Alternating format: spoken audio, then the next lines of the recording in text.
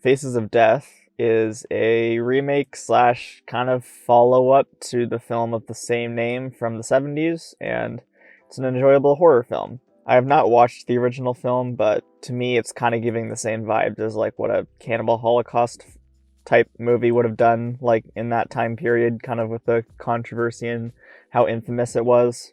And while this film isn't amazing, I really appreciated the way that the camera moved in the film. The camera movement in the scenes, especially the scenes with suspense, were used very well. I thought that the tone was handled in the film pretty well. It's not like overly serious, but it's not really like plucky or jokey at the same time. The problem with a lot of horror comedies nowadays, I wouldn't say it's a horror comedy, it's just kind of like a horror movie that's a bit tongue-in-cheek, I would say. This film touches on the subject of violent videos and content that kind of blurs the line between real and fake, kind of the idea of seeing something that's real, and also kind of themes of censorship, which is a big issue. It's a big slippery slope. That's kind of a conversation for another day. It could go on for hours, but as a person that's pretty against censorship and kind of is interested in the topic as a whole, though, I found that the concept being explained in the film was interesting. And as that's the job of the lead character, Barbie Ferreira's character, is doing, is reporting any unwanted content on sites. And I also thought Dacre Montgomery was amazing in the film, honestly. He's kind of giving like a Nick Cage performance in some ways, and he's definitely acting like someone that would have Irreversible in his top 4 on Letterboxd. I'll just say that. A correlation with that, so that's why it's there, but it's Gaspar's film Irreversible. I thought he was great in the film. And while I do respect the attempt at like including the kind of social media and like influencer aspect to this story, I think we're just kind of at a point where we're just still not really fully used to that subject. It's just I always just find it really cringe in movies, honestly, especially if it's just like, I don't know, just shit that's written by a millennial or anyone else older, but it's just like, I don't know, this isn't like what...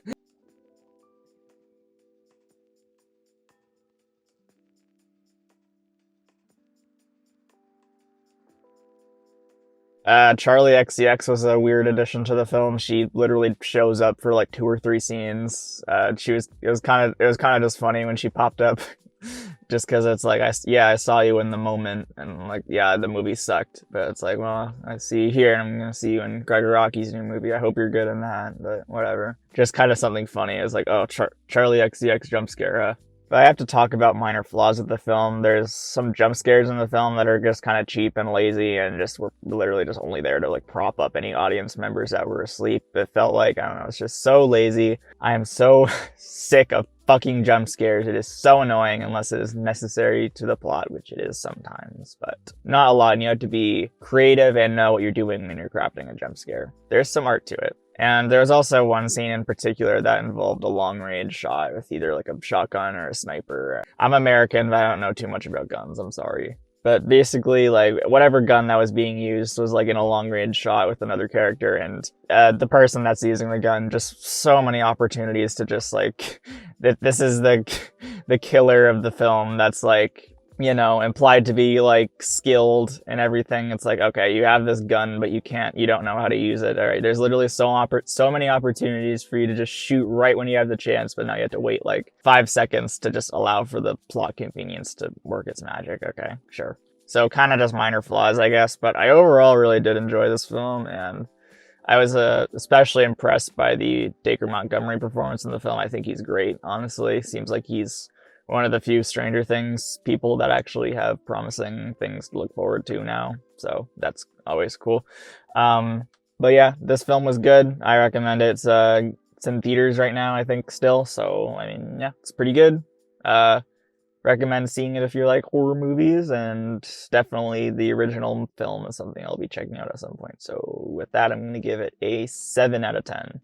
If you like what you see, then hit the subscribe button, hit the like button. There'll be plenty more reviews coming soon, as I'm going to another film festival soon, so that'll be a ton more movies. So yeah, stay tuned for that. Subscribe, like, share with your friends. Share my reviews with your friends to add some variety to their content diet, their media diet. Thank you. I love everyone that watches my videos. Thank you, and bye-bye.